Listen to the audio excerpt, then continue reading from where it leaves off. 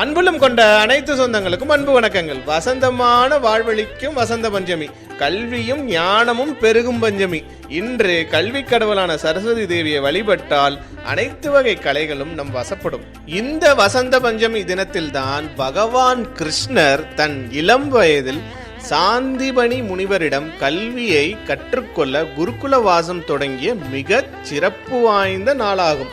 இந்த உலகிற்கு பகவத்கீதை உபதேசம் கொடுத்த பகவான் கிருஷ்ணர் கல்வி கற்க குருகுலம் சென்ற நாளும் இதுவே ஆகும்.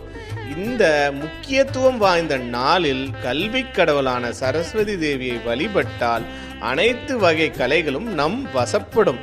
ஆன்மீகத்தில் உயர்நிலையை அடையலாம், ஞானம் கிடைக்கும். நம் உள்ளத்தில் இருக்கும் இருள் நீங்கி ஞான ஒளி தோன்றி வசந்தம் வீசும் என்பது ஐதீகம். அனைவருக்கும் அன்பு வணக்கங்கள்.